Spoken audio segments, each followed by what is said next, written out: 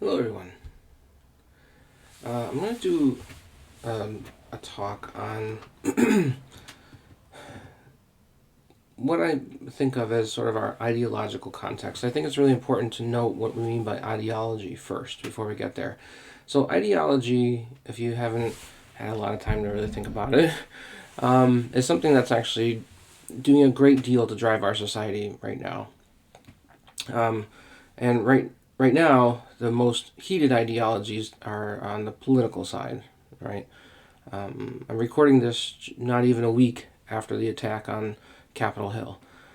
So we're living in a time where things are at another extreme. Right? This is not the first time we've seen extremes in this country, but we're definitely living there. So what do we mean by ideology? Well, ideology is basically how we organize our ideas, and the way in which we organize them is usually around some sort of highly valued centerpiece of what we think is really important. And so other thoughts are going to be organized with that one or two things at the very center in mind. So I'm going to work with that concept, right? And why is this important for teachers to understand? Because of there's multiple ideologies at play right now. I'm going to do an exercise in what a greed ideology is, and then a sort of thrive driven ideology, what that could look like as a counter to the greed ideology that I think we're all sort of stuck in right now. So why is this important for teachers? Is because if we are stuck in a greed ideology, then the way in which we teach, whether we try to be greedy or not, uh, it is the content, questions, the goals, the aims, the targets, what's measurable, what we think is a successful education. All of those things are going to be heavily tainted and steered by whatever ideology is dominating our society, right? So that's where things are going right now. So, greed versus thriving. So this is going to be a part one video. There will be a second video that will have parts 2 and 3 in it. So ideological contexts matter greatly. So let's take a look at that, right? And let's pretend that we're aliens who just arrived on this planet. We landed in the U.S. and now we're starting to do an investigation of how things work here, right? And we come across the ideas of a political left and a political right, and sort of trying to investigate, figuring out where the core ideas are. We get to what could be considered core ideals of the political left and core ideals of the political right. The political left, right? Again, just imagining you're coming from perspective of aliens from another planet, right? And that's important to do right now, just for the sake of this exercise, because um, I'm sure we all have very uh, you know passionate, right, feelings about either of these sides. So uh, for the time being, let's go through the cerebral exercise and try to figure some of this out. So on the political left, social justice is one of the main, if not the main, ideal, right? Something that it's a target, it's a very desirable outcome. And so what is tended to be meant by that phrase, social justice? Something along the lines of, again, imagining we're the investigative aliens from another planet. Every person, no matter their background, should have equal access to opportunity to succeed in that society, right? Um, and so it doesn't sound like a terrible thing. What's the problem there, right? And then as we're investigating, we find out that there's this other side, the political right, that is really having a very strong pushback against those notions, right? And so their central ideals are freedom. Every person has the right to succeed in a society unencumbered by overreaching laws or authority. Now, if you sort of step back for a second, you can look at both of those definitions, and social justice and freedom, just as phrases or words, you could look at them and say, they don't seem like they're terribly, bad ideals. And why would they be, in contest to one another? Why would one be pushing against the other and vice versa? They just on their face seem to be pretty good, right? I mean, we want to live in a society where every person is treated with a same amount of equality, and we want to live in a society where there's not an overreach of laws and authority. I mean, that those seem to be reasonable, right? But so right now we have this sort of collective well-being versus the individual well-being. That's sort of the argument, right? The social justice side tends to be in a more collective well-being view, and the freedom side tends to be more about the individual well-being view. Again, as if these two things are mutually exclusive. We'll get to that in a bit. So that's sort of like an introductory look, like, what's going on here? So, as I said, do they have to be mutually exclusive? That would be sort of our next question. As an alien from another planet, it doesn't seem like you either have one or the other. It seems like you could very easily have both, just in terms of what we think they mean. So, what we are seeing right now is that if we treat them as antithetical, not as things that or ideas that can be worked and woven together, but as ideas that have to be separated, antithetical, then we are hegemonically restraining ourselves. What does that mean? Hegemonically means we're doing it to ourselves. Okay? It doesn't mean that the folks from above are in a direct way controlling us. And that doesn't mean the people in sort of the above power positions are not controlling us, right? But in this instance, it's really our own ideas that are that we are participating in, that are, at least in part, doing the damage, doing the separation in this case. So hegemonic means that we participate in something that does damage to ourselves. Now, it can very well be the ideas and the values sort of dictated from above, but it is contingent upon our participation in thinking, right? Our participation in the mindset, and our participation in action. So that's what hegemonic means. It doesn't say that people from above are not responsible entirely. It just says that we also have our own responsibility in the way that we think and the way that we act. Okay? So, do they have to be mutually exclusive? Right? That should, I would think, be a question that, where if you can step back enough from what's going on at the moment, just for the sake of this exercise, you can go, no, right? Social justice and freedom are not ideas that should be in opposition to one another.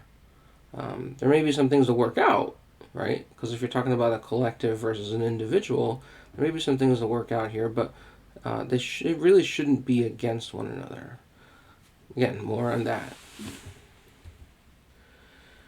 So, why are they against one another? Well, it can very easily be viewed as being against one another if the bigger context in which those ideas exist is one of greed. So let's walk through this a bit carefully, right? What it would be the impact on the political left, the social justice minded folks, if the society is driven by much more powerful notions of greed, competition, profit, right? That's what we mean here. Greed is going to be this constant taking and doing so in a way that where you're not really worried about who you're taking from, what's being left over, that kind of stuff, right? So, we do live in a society where that's going on.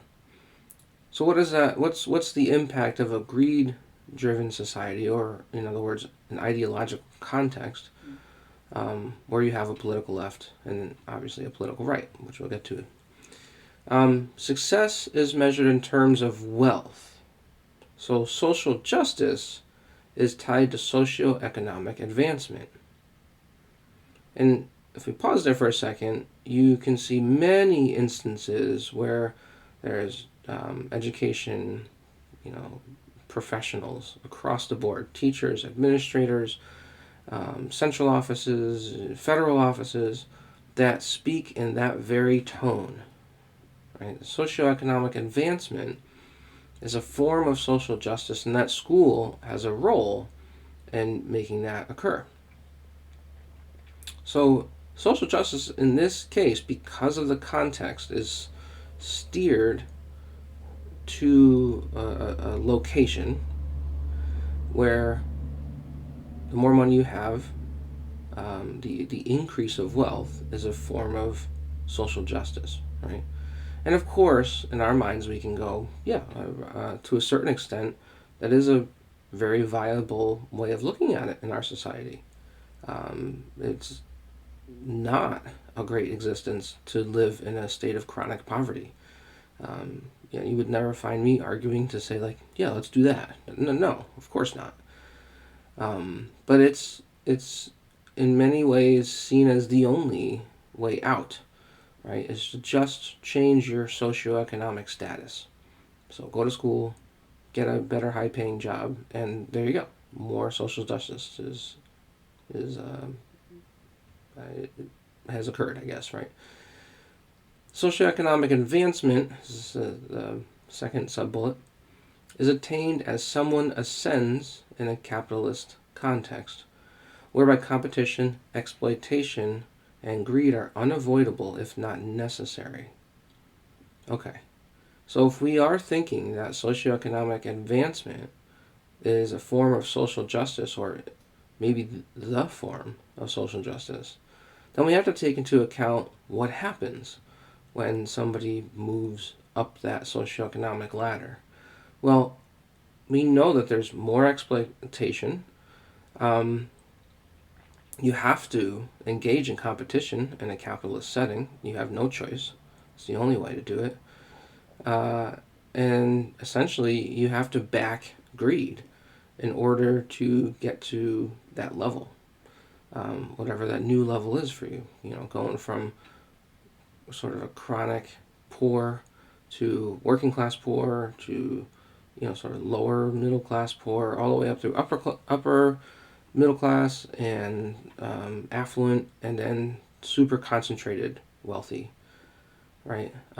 All of those movements require more sort of taking, as I was saying before, right? If greed is just a version of taking, then that's more or less what has to be done in society. And if it's not, somebody going to work and thinking about themselves in that way, because we definitely don't want to think of ourselves in that way. But the question is, what is the company doing? How are you getting paid? What are you backing? What are you engaging? What are you participating in? What happens when things go sideways? What does your company do? What does it legally do? There's a lot going on, even right now, where banks and tech companies are who have been part of funding and being platforms for spreading of messages of sedition and things like that. That they've all benefited from that, right? And we're also in a pandemic right now, and we know what the situation with that is as well. Where some companies have profited in huge, really unfair ways because of a pandemic. So, is it social justice to find ourselves being more and more engaged in this kind of context? So that last sub-bullet there, therefore one's socioeconomic advancement is directly tied to the exploitation of targeted, vulnerable, subordinated people and the environment. So social justice is not attainable in this context. And I think that's really important to think through. That doesn't mean that people who are looking for social justice are bad people, right? It means we're not thinking it through, because the larger context cannot really produce social justice in ways that we probably would mean otherwise, which I'll get to alternatives in a bit, right? So just to be clear for a second, this is not about um, making somebody feel bad who has been sort of a social justice minded person.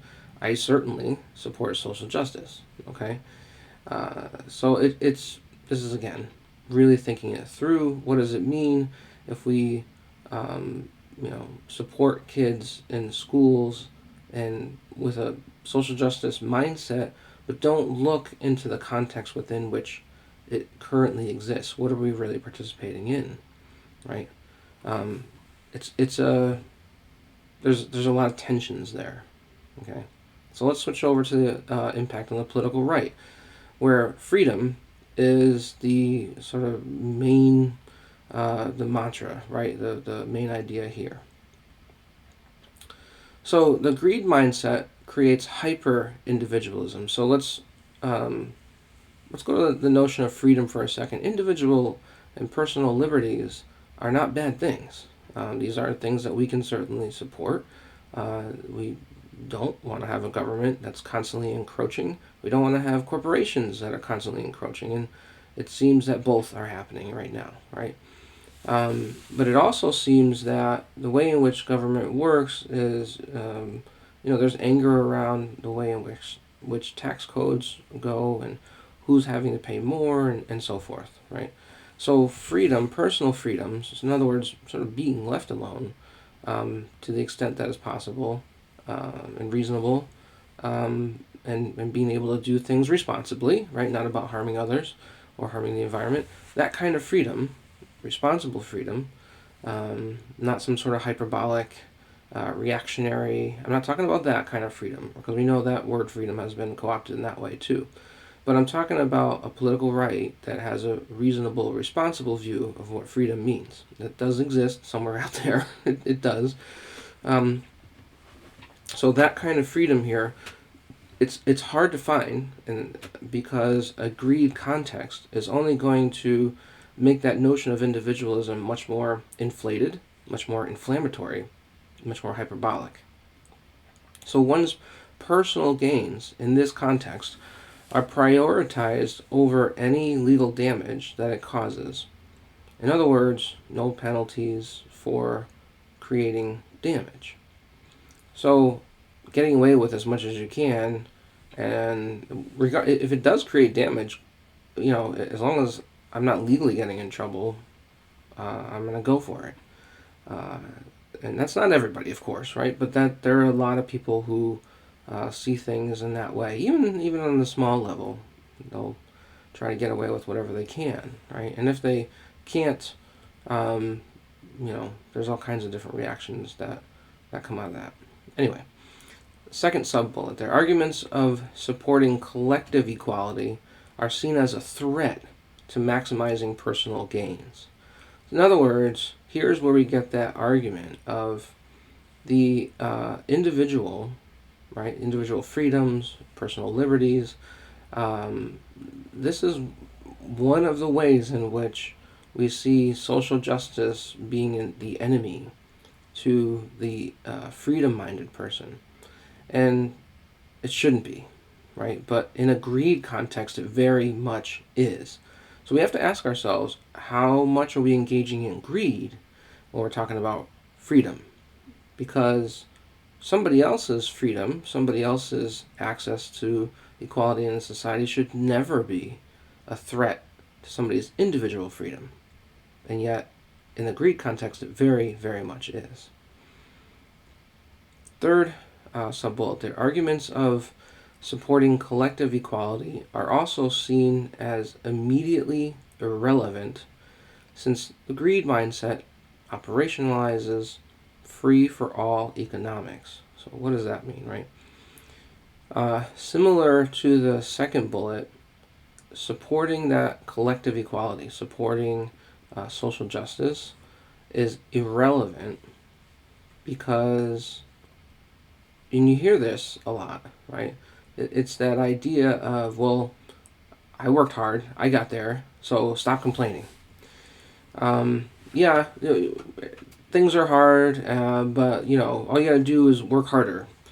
Um, Not taking into account really anything about history or the various dynamics that have happened all throughout history to serve some, support some, and really put down and box in um, specific groups, right? People of color, women, so forth. So um, there's sort of an irrelevancy there, right? If you're operating with a greed mindset, then that greed mindset is actually antithetical to social justice, and that's why social justice is sort of roped in to go and get yours. And if our society allows for you to go and get yours, then we have social justice. Uh, the next main bullet there, apex, which just means top, apex greed-driven wealthy class outcompetes and exploits the employee consumer class's personal liberties. So, in the context of greed, the super wealthy class, right? How did they get to be that wealthy? Well, they have to actually put their thumb on the heads of somebody to get there, and they do it on many groups of people, but one of which is the employees, the employee class, the employee consumer class. And I'll get into that a bit more in parts 2 and 3, but I'll say it this way here, which is that you have to actually constrict the personal liberties, or make it so that you sort of box people in. They can't have as much money as you. You have to outcompete them, and outcompete them in a big way. So to do so, you actually have to constrict their worlds. You have to constrict what they can do, what they can afford, how much power they have, and so forth. So people who are billionaires and upper tier millionaires, and probably even lower tier millionaires in our society, have done a lot of damage to large groups of people who are their employees. Take Walmart, for instance. How many people who work at Walmart actually make a decent, livable wage? Not many, but the people at the top are making a huge amount. You shouldn't have that kind of setup going on. You shouldn't have people who work 40 hours a week or more and still need to get food stamps, right? That's a situation at Walmart, and that's a more extreme situation, but it's not to say that it doesn't happen in companies where somebody's making $100,000 either. And you might say, well, how's that possible? Well, somebody who's a CEO or part of the executive board who's making, hundreds of millions of dollars a year or tens of $1,000,000 a year, while somebody else is making $100,000, rationalizes it and says, well, they're making good money, they can get by, but I'm going to make all of this. And so there's, even at that level, there's this huge separation. And that separation is what creates that upper tier, apex, wealthy class. Now, it's not to say that, we should all be billionaires either. That would be weird.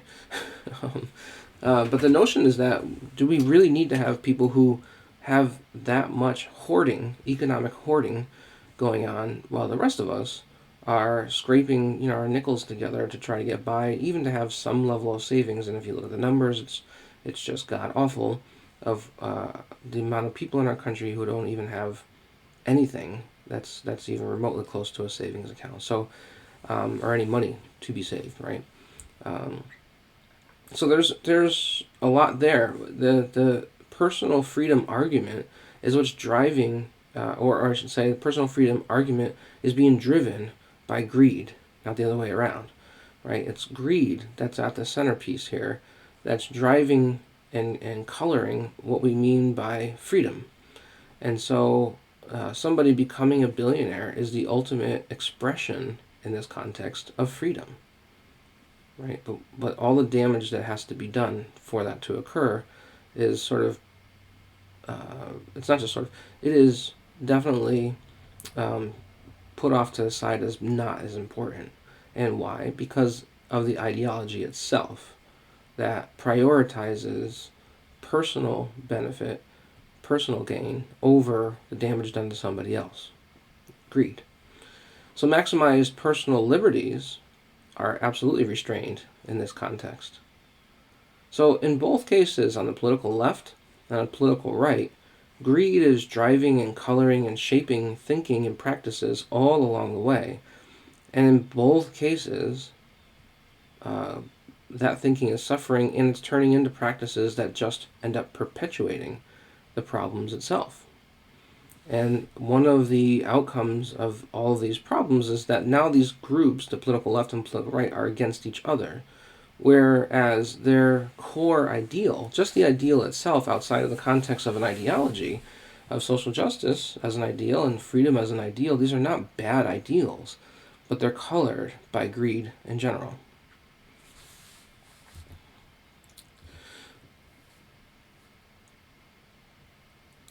So, in the context of greed ideology, freedom, social justice, these are hegemonically restrained, and because they're built upon the deeper ideology of wealth concentration via exploitive and competitive practices. Right? So neither social justice or personal liberties can be realized when greed is the determining factor or the ideological centerpiece. Right? Hegemonic restraints in greed-driven society. So on the left, social justice is restricted to one's willingness and eagerness to participate in legalized, normalized exploitation of more vulnerable others in the environment. So we're really missing that that notion that the idea of somebody having more social justice means that they have to actually participate in more social injustice in our society, where greed is the centerpiece of the ideology, right? So moving from subordination to domination is the only route for people in an exploitative, greed-driven society. One has to participate with fidelity, right, to social and environmental injustice in order to achieve social justice. And that's a hard pill to swallow, but that's the blind spot that so many people in education especially are missing. Right? They see that they think that their work is good work by helping, really everybody, not just the folks that are suffering economically in our society, racially and otherwise, but they see their work as being good because all folks are being helped by teachers and education that are giving them, quote unquote, what they need to succeed in this society. Well, what we need to succeed in this society are actually not very good things. They're harmful things, ultimately. And so this is, again, not social justice, right? That's the deep irony of the situation. On the political right, maximizing personal liberties is restricted to one's willingness and eagerness to participate in legalized, normalized exploitation of more vulnerable others in the environment. So in other words, what you have to end up doing is inflicting your personal liberties on somebody else. It's a competition of space, right? If I push my personal liberty space out more, yours is going to have a little less because I got to depend on somebody to expand my personal liberties, right? And in our society, our liberties are expanded with money. So moving from subordination to domination is the only route for people in an exploitive, greed-driven society. One has to participate with fidelity to out-competing others, that is, limiting somebody else's personal liberties in order to maximize their own personal liberties. Right? So in both cases, the thing that you're intending to do is creating more of the problem. So if you're trying to gain more social justice, you create more social injustice in order to get there. I mean, it's just a veneer. It's not actual social justice that's achieved. And in the freedom sense, you have to use your personal liberties as pretty much a weapon against somebody else's personal liberties, financially speaking, to get there. And we all know how many aspects of our life are tied to finances.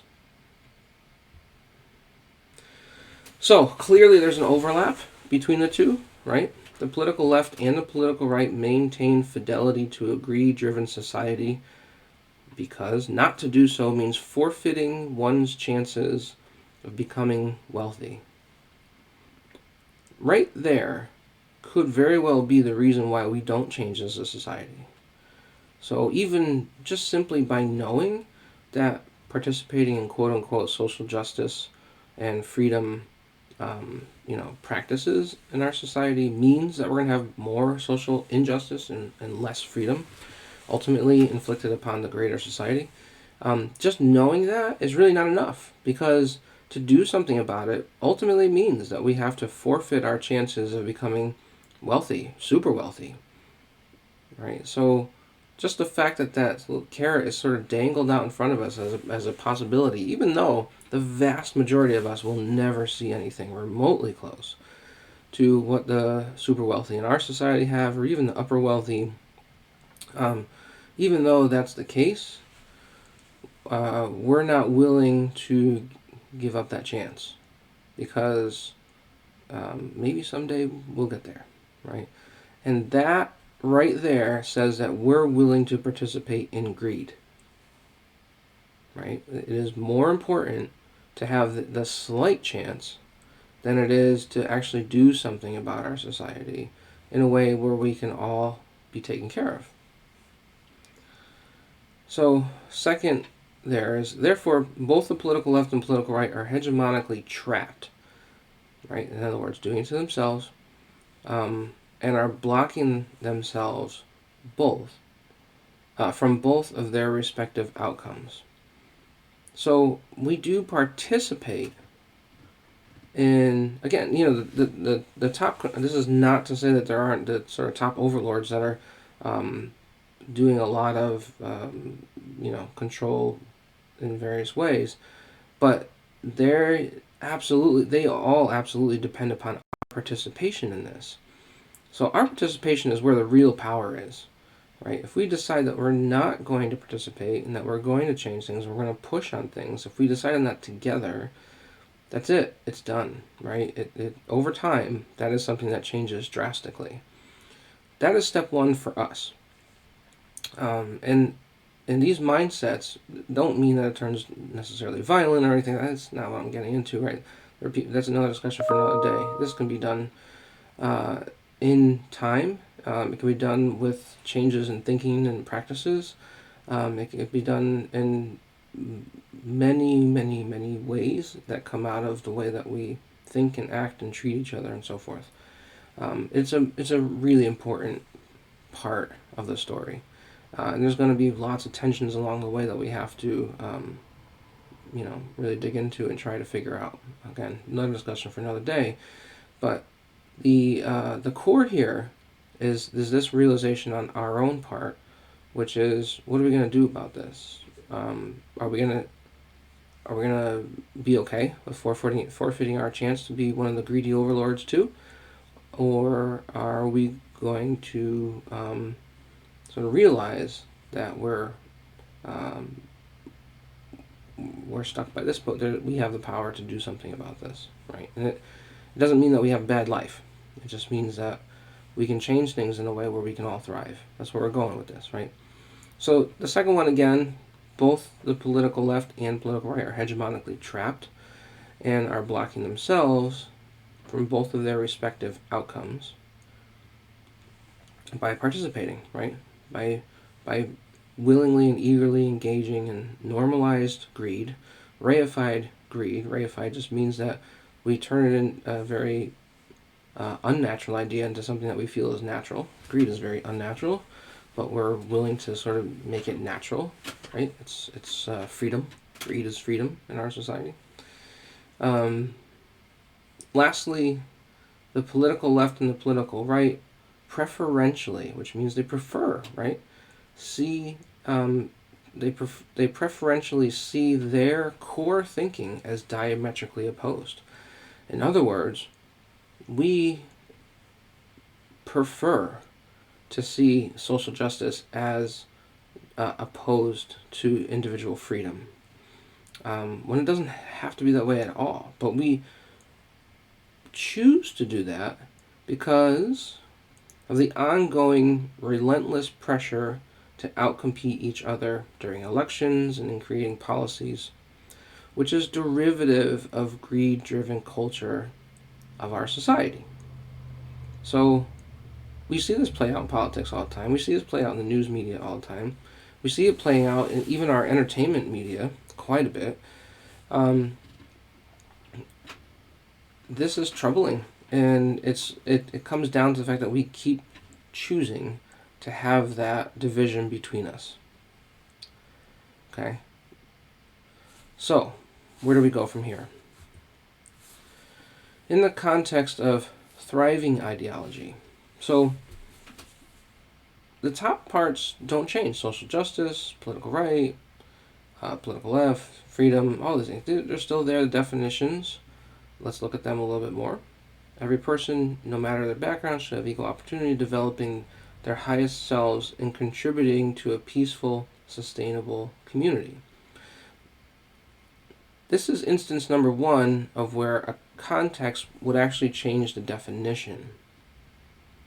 What are the measurables for social justice? And the same for freedom. What are the measurables? What are the outcomes? What are the targets for ourselves when it comes to freedom? So the first change here with social justice is to developing our highest selves. And I put that there because greed is not going to ask us to go to our highest self. Greed is going to ask us to become our most competitive self, and that the more competitive and successful we are because of that competition, the more social justice we have in a greed context. But in a thriving context, that's not true. That would really be to the detriment of thriving. So in a thriving context, our highest selves, we would want to realize our highest selves as much as possible, and contributing to a peaceful, sustainable community that is a thriving society as far as we can tell, right? And we can certainly have that discussion too, but there does need to be some sort of broad targets that we think we're moving towards when we say thriving. So I'm proposing that peaceful and sustainable communities are examples or the kind of communities that we want that would be thriving. So freedom is also going to change based on the context of the ideology too. So every person has a right to pursue their best lives in a lawfully balanced society that does not jeopardize individuality and is supported by collective responsibility. That's a significant change on the political right as well. And to be perfectly honest, in a thriving society, I'm not sure that you would have, I'm just sort of putting this out there, but I don't think in a thriving society and a more advanced humanity that you would have a political left or political right. You might have the recognition of emphasis to one or the other, but I don't really think you would have that competitive political right and political left in the sense that we have it now. But that's again another discussion for another day. I just wanted to just simply acknowledge that that's probably something that would take a different shape at the very least. But in the freedom sense here, freedom would look very differently. Freedom would always be something that comes with a certain level of responsibility. It's not something you can just wield around. You don't just walk around swinging an aluminum bat around in a crowd and claiming freedom. That's not freedom, right? That's damage. That's hurting somebody, lots of somebody's. So there has to be a certain level of recognition of the individual cannot be raised so high that it does damage to others. But at the same time, you can't lose individuality either, right? That individuality can't be jeopardized. Like it needs to exist in a peaceful, harmonious way. Sort of within the context of a collective responsibility.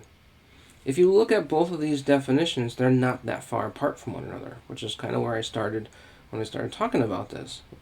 Social justice and freedom are not mutually exclusive. They are in the greed context, though, but they're not in thriving context. Well, actually, one would argue, maybe even the greed context, that they end up having such similar outcomes. Maybe they're not mutually exclusive there either, right? Um, but in this context, for sure, they are two notions that would sort of keep us on target of what we think a thriving well-being at the individual and at the collective would be. So these would be sort of individually and collectively empowered, right? It's not for one to take over the other, but it certainly can't be that one does damage, right? Or either of them do damage, at least as much as possible. And I'm speaking about this sort of broadly, so I can imagine anybody listening to this could think of lots of individual circumstances where it's not that easy, and totally understood.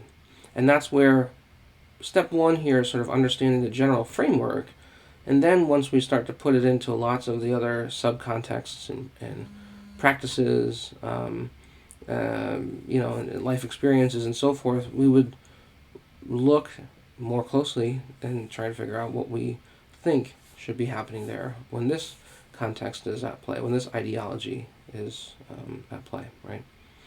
When we're aiming for thriving, if we keep that in mind, if we keep that as our center, we're going to get to a place where we're going to find tensions, right? I don't think it'll ever be perfectly resolved. That's not going to happen, nor should it probably. But it would be something that we would at least do better at. And so in this situation, we have solidarity with each other, meaning that we're listening to one another, that no group has priority over another group, or certainly bias, or you don't have a society where one group is just sort of institutionally advanced over another group, which is obviously what we have here historically for very, very long time. We have a deep care for nature, right? We cannot be a species on the planet that is destroying the very habitat that we live on, and can't run around to the next planet and do the same there, or right? Like, people get nuts about living on other planets and all that. We have to take care of this one. And we would have a very balanced local global governance. In other words, there's always that tension about what kind of governance should we have, where's the emphasis, where do we have most say, what's appropriate at each level, and so forth. Those are good questions, always. Those are good questions. We have to have a way of governing that is balanced with those. And those are not easy answers. I'm not claiming to be, but that would be part of the process too, right? So the roots of the individual well-being, right, which you could say is at least connected to the sort of freedom thinking side, but certainly connected to the social justice side. Individual well-being, social justice, sustainability, and supports for freedom. So these would become roots for all of those things to take place more and more within our society. So what's the impact? Well, I spelled out a lot of it already, but let's walk through this nonetheless. On the political left side, success is measured in terms of equitable accessibility, and realizing one's and communal full potential. So it is that balance of individual and community. Social justice is tied to integrative fulfillment capacity, and that will sound like big words there, and they kind of are. But what it means really is that we have to look at all the things and look at them together and how they impact one another, and how we can gain fulfillment with that at our greatest capacity without it being selfish and damaging, right? So what do we mean by social justice? Well, it is tied to all the many aspects of our lives and how they should very much be in balance, and there shouldn't be favoring one group over the other. So that integrative fulfillment capacity is attained as someone ascends in deliberately gauged, right? So we're deliberately measuring and looking at the intersectional view of internal and external aspects of well-being. So, in other words, we don't exist on our own and the conditions of our lives are not sort of disassociated with the external components of our lives, or the internal well-being that I have is very much tied to what goes on externally, and that's unavoidable, right? We can ebb and flow with that, and each one of us probably has our own sort of balance and ways in which we do that, sort of back and forth, right? It can be too much in one direction, for sure. Not that there's any necessarily one way to do this, right? But we have a sense of some of that, where our internal well-being is definitely connected to the external well-being around us, wherein we live.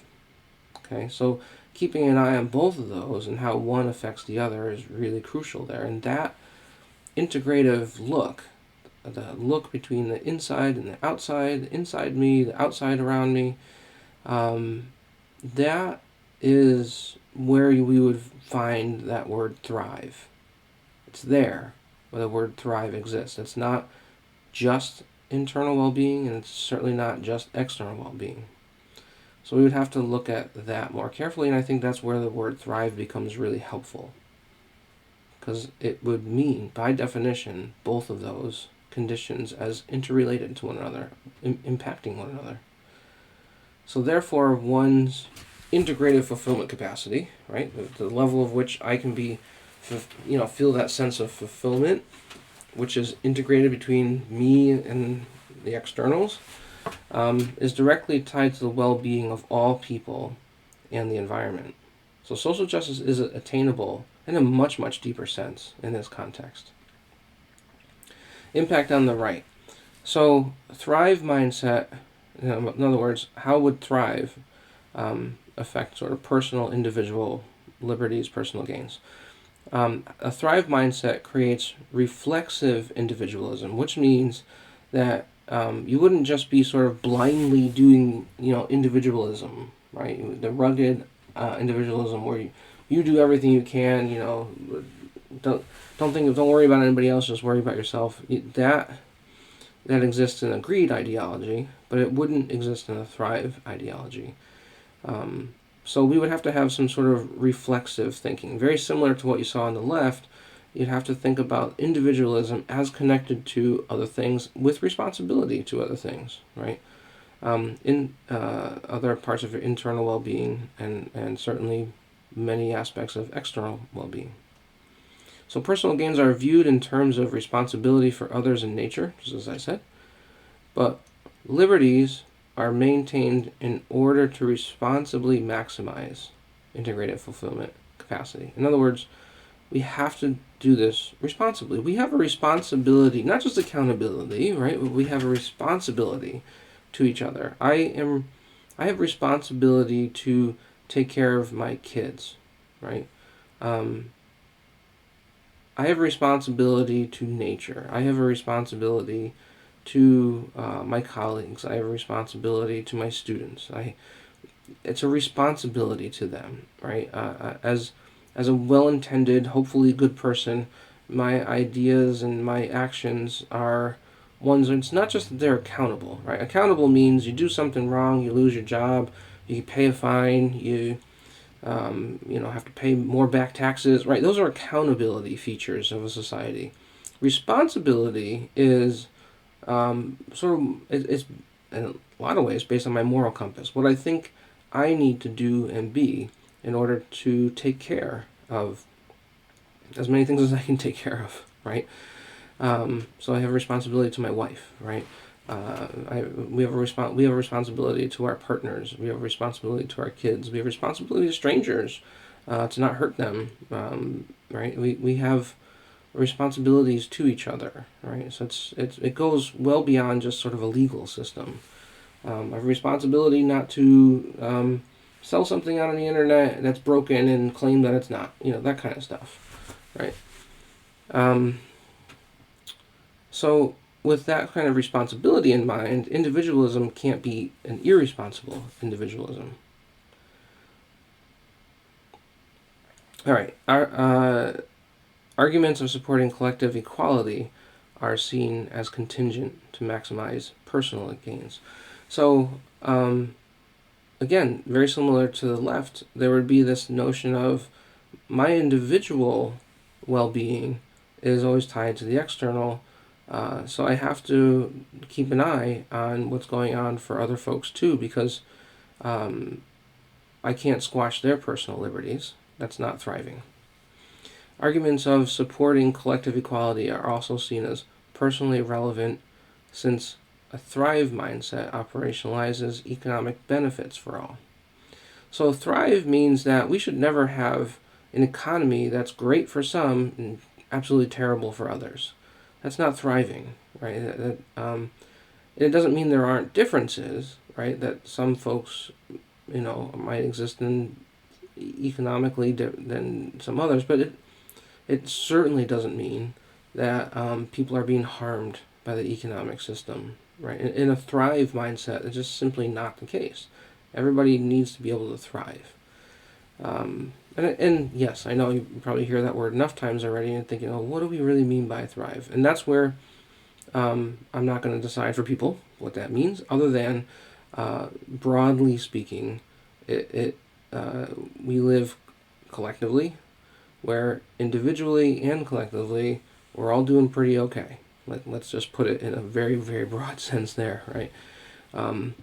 It's the next sort of set of steps, if you want to go like, whoa, seriously, Kurt, like, what are we doing with this whole Thrive thing? Um, Everybody has to figure it out in the context within which they work, within which they live, whatever their professional practices are. We have to think about it in those terms, and that's not for me to figure out, for other folks. But I can at least go to a very, very general framework and say, here's more or less probably what this means, and other folks can certainly interrogate that at the biggest, broadest level too. I can talk about it in the world of education, okay? But it wouldn't be. I would not be the best source to do it in the land of maybe politics or healthcare, right? I don't have that expertise, but others do, right? So it's thinking about the framework in those contexts. Okay. Anyway, apex greed-driven wealthy class is disallowed, right? Just that in and of itself, in a thrive context, you would never have this sort of apex greed-driven wealthy class. You just wouldn't have it. Because of the suffering that it inflicts on the employee consumer class, and really beyond that too, not just them, but certainly them. The greed-driven wealthy class has to exploit their employees in order to make that level of billions and billions of dollars, right? It's not, and they have to exploit the consumers themselves. And I think this is important. Again, I'll get to this in a second, or I'll get this in the next video, but real quick, why am I saying employee consumer class? Because employees don't have real wealth, by and large. Some do, but most cases they don't. But they do have consumerism, which is a proxy for wealth. It makes people feel temporarily like they have some wealth when they're able to consume some things. So it's a proxy, and it's a trick. Right. The wealthy super minority loses its right to exploit people or nature for greed or for profit in a thrive context, or thrive ideology. And then personal liberties impact and expand roles in labor via meaning, purpose, and value, which is to say that you're not going to go to work and feel like it's taken away from who you are. In fact, you should spend as much of the day doing things that are asking you to engage with your highest self. The work you do should have a certain level of fulfillment to it. Not that anything's perfect, or we're talking about utopia here, but it should be better than it is right now. And so some folks get to have some of that. A lot of folks don't. So we have to look at that much more carefully and see, what does it mean. And it's not for me to judge for you what that would be, right? There may be some things that I would never want to do, but for some folks that's really fulfilling for them. Cool, awesome. So we gotta leave space for that too. It has to have meaning, purpose, and value, okay? And we should actually really protect that space for everybody. We shouldn't be spending the majority of our day doing things that are lacking those things. in significant ways. Labor cannot significantly impact or exploit personal liberties. Again, there's always going to be tensions, but with a certain level of reasonable thinking, I think we can kind of get there over time, right? Personal liberties are responsibly maximized in this context. So, in a thrive context, not in a greed context, but in a thrive context, social justice and personal liberties, freedom, are not mutually exclusive, and they're at least better than what we have right now, if not in pretty good condition. So this is the last slide for this video. Overlapping empowering mindset in a thrive-driven society. So this is like the other slide where I was looking at overlapping hegemonic mindset. In other words, what do the political left and the political right both share? So in this case, what do they both share in a thrive-driven society or a thrive-driven ideology? So both the political left and the political right maintain critical dialogic practices aimed at maintaining and deepening to a thriving society, because doing so means supporting both individual liberties and collective well-being. Okay, let me go through that in a second. We can do this, right? So social justice as a phrase would include individual liberties. Why would it not? How could it not? In a sense, isn't social justice really about being able to engage with one's individual liberties? And not having them being, shrunk and contained for some, while others get to have a bigger version of that for themselves. I mean, social justice is very much that itself, right? And wouldn't, from a freedom perspective, you would want collectively for people to be able to have, maximized freedom together. So you can't do it from just the individual perspective, because then you end up hurting each other. But if you do it from a collective perspective, we can work together on this one. I think that's important to understand. We need to maintain and deepen these things within a thriving society. Okay.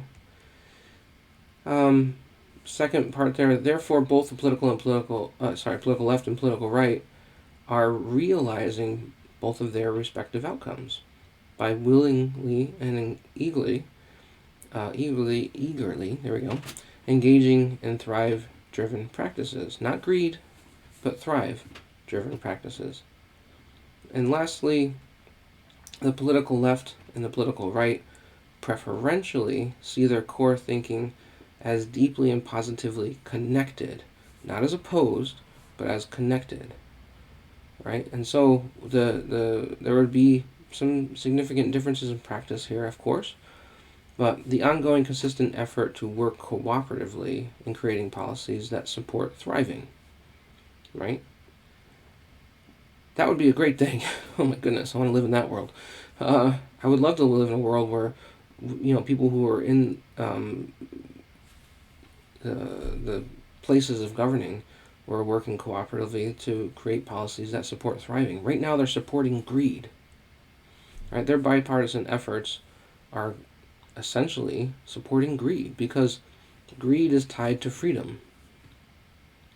So in this case, critical but productive views are the norm in news media and reinforced in entertainment media, with an intention of dealing with struggle and exploring possibility. In other words, this is not to say that we live in a problem-free world. This is not to say that we're sort of all of a sudden just like hugging one another and we just all just love one another and everybody gets along. But it's better. That's really what it comes down to. Can we do better? Yeah. What are we afraid of? Let's do better. Are we so hung up on money and our own personal greeds that we're not willing to go there? Or are we so unwilling to think this stuff through? Because that's probably part of it too. But it would be nice to see a news media that's not just reflecting that division all the time. That there's a real nuanced look that goes from emphasis to emphasis. What does it look like from an individual perspective? What does it look like from a collective perspective? What does it look like when we try to integrate them? Are we able to get the balance we think we need? Maybe we do, maybe we don't. But we need to have that kind of discussion in meaningful ways. Right now, we have advertisement-based news media that are trying to collect, eyeballs. And what do? They run everything like it's a car accident on the side of the highway. So that's what we're living with right now, which is really an undermining of our own existences. And entertainment media would not that any of this would be regulated or mandated. Not I don't mean it that way at all, but because of the culture shift, you would see more exploring of the struggles and the possibilities.